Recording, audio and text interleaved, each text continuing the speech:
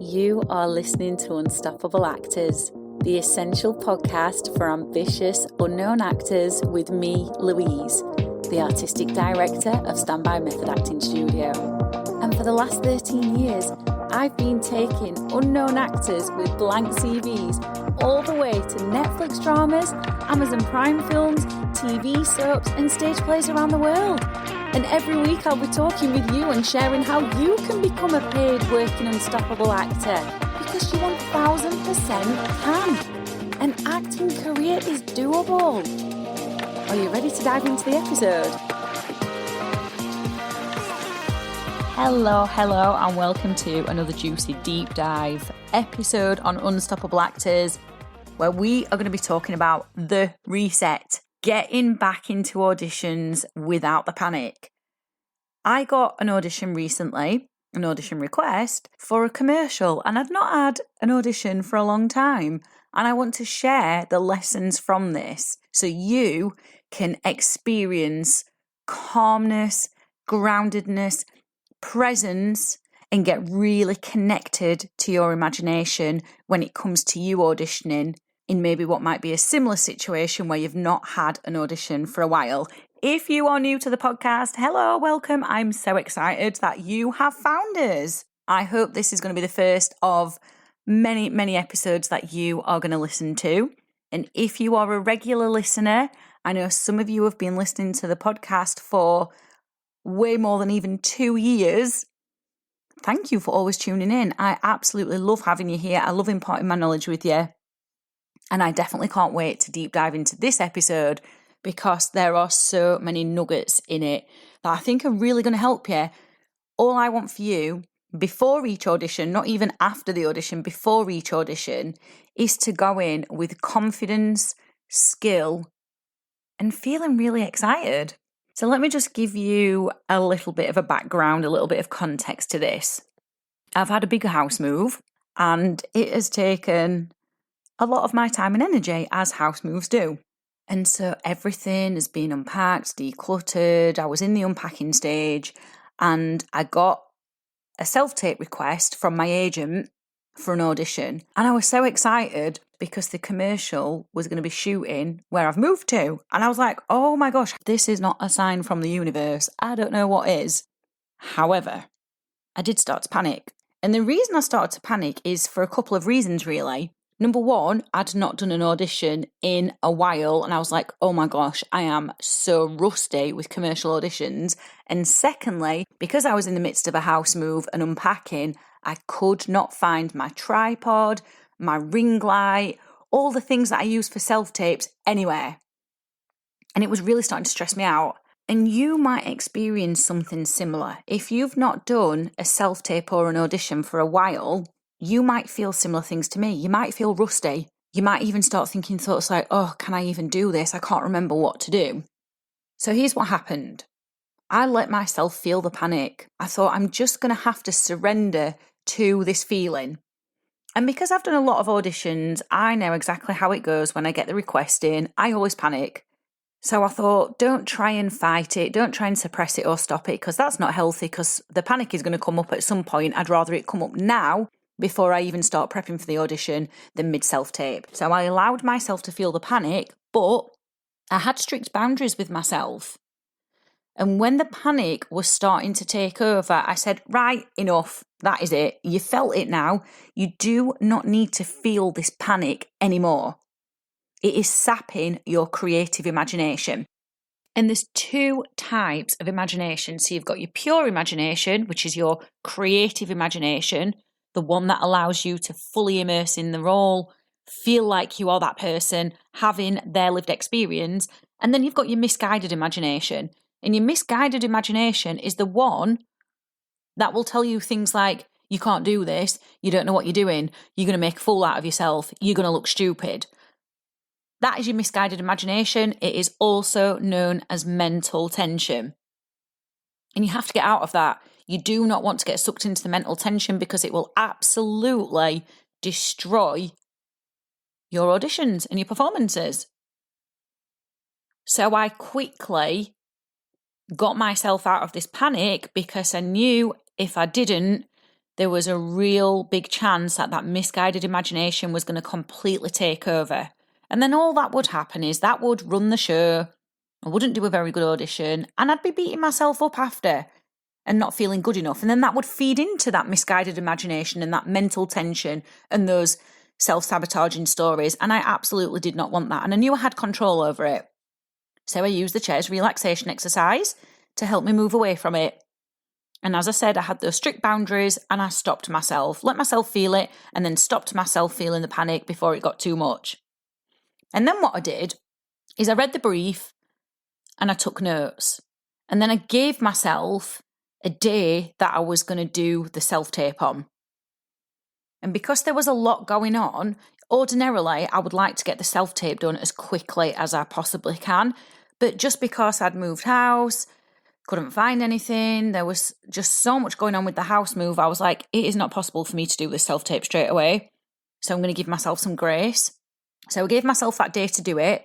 And then the day came round, I read the notes again, read the brief, and then I set myself a goal, which I always do when it comes to self-tapes, and I was like 3 takes max, no more.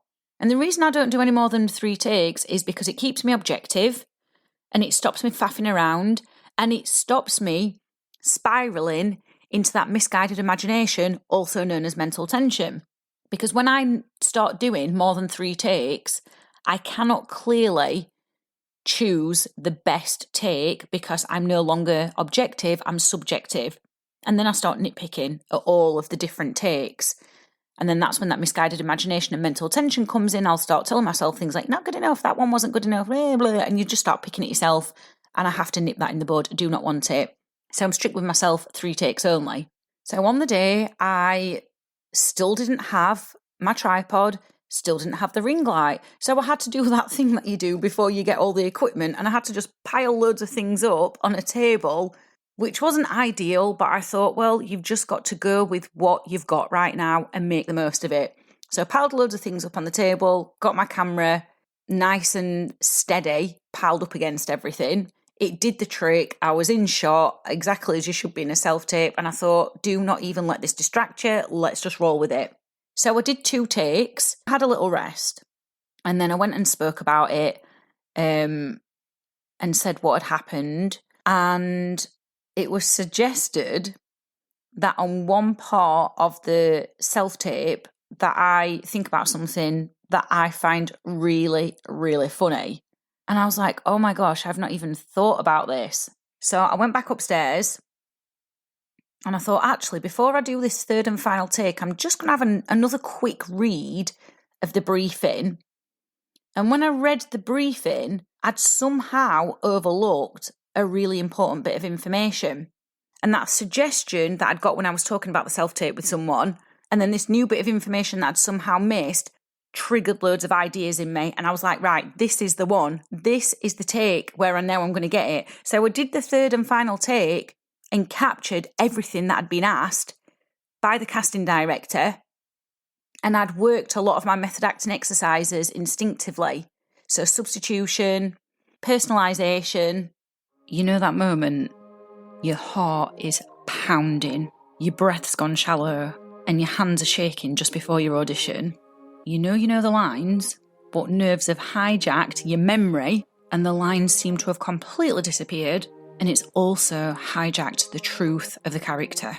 Now imagine this instead. You walk into the room calm, present, grounded. You feel the character in your bones. The words flow like it is your lived experience, and the casting director looks up completely moved, utterly captivated. That is exactly what happens when you use the Nerve Destroyer. It is a free self-study course using method acting to identify and destroy the root of your nerves fast. 100 actors have already claimed it, and when all 500 places have been snapped up, it is going paid. So go and grab it now for free at bit.ly/Nerve Destroyer, or click the link in the description and the given circumstances. So then all I needed to do was edit it and send it off. And I'd really, really, really enjoyed that 3rd take, and I was like, this is definitely it. I can see it. And I looked back over the other two and I was like, no, they're a little bit flat. And then some more things went wrong. I got locked out of Tagmin. So if you're not in the UK, Tagmin is where you upload your self-tape to, that your agencies, and then they send it on to the casting director. I got locked out of it and I was like, oh my good Lord. I was trying everything to get into it. Wasn't working. Googled it. It said you're going to be locked out for an hour. So I thought, right, I'm just going to message my agent. I don't really want to bother him because I know he's busy, but I need to let him know that I'm locked out. But I have done it. Anyway, he sorted it for me and was like, you are actually going to have to wait for an hour. So when that hour was up, I sent it and off it went. And then I completely forgot about it. And that's one thing that I do. I don't think about the self-tape ever again because there's no point. Because I know what will happen in my brain is I will just keep looping over things and then start thinking about things that I could have done differently and could have done better. But it's too late by then anyway because I've sent it off. And I choose to believe that anything that is meant for me will not pass me by. So I sent it off and then I got back to work. And because I enjoyed it, I now want more auditions again because I forgot how much I love them. I forgot how much I love being creative in that short space of time. So here are the lessons from my experience. Whatever makes you panic, if it does, allow yourself to feel that panic. There is nothing wrong with you for panicking, but be strict with it. Don't allow yourself to get sucked into panic forever. Be strict with how long you are allowed to panic and then cut yourself off from it. The second lesson is read the briefing multiple times and read it properly. It is very easy for us to miss little bits of information out, but make sure you go through the briefing with a fine-toothed comb. Third lesson, give yourself a day on which you are going to do the tape. No matter what is going on in your life, you might have big things going on like I did, a house move, or you might have other things going on or smaller things, but give yourself a date in which you are going to do the tape and be strict with yourself and stick to that. And then the next lesson is, even when things seem against you, like, for example, me not being able to find all my self-taping equipment, keep grounding yourself. Just because things seem to be going wrong doesn't mean the self-tape is going to go wrong. Sometimes there are things that are out of your control, but the thing you can control is how you respond to what is going on in your life and what is going on surrounding the self-tape. Next lesson is do 3 takes max, so you're not getting sucked into any overthinking, mental tension, or getting nitpicky with yourself, and you can stay objective. And then the final lesson is send it, forget about it, move on to the next audition. If you get the role, congratulations, well done, that is incredible. If you don't, there's nothing wrong with you. And in this case, I didn't get this one. Does it mean I'm a bad actress? No. I don't choose to look at it like that. I choose to look at it like, there was a lesson in this. What did I learn from this? And have I experienced some growth? And yes, I have. And that is a really good way to approach auditions because it stops you getting into that endless loop of picking at yourself and needing validation but not being able to get it anyway, especially when you don't get the role. So I hope this has been useful, and I hope you are going to put these lessons into practice the next time you get a self-tape audition. And if you do, I would love you to come over to our Instagram page, which is at Standby Method Acting Studio, drop into the DMs and let me know what you used from this lesson and how it helped your self-tape experience. See you in the next episode. I've absolutely loved hanging out with you, and I really hope you found this episode inspiring. If you have, please do rate the podcast and hit follow so you never miss an episode, and I can help more actors like you. And come and join one of the most supportive, uplifting acting communities on socials, the Unstoppable Actors Facebook group, where you'll get your weekly injection of inspiration, networking, and receive your free Method Actors handbook so you can become an unstoppable actor.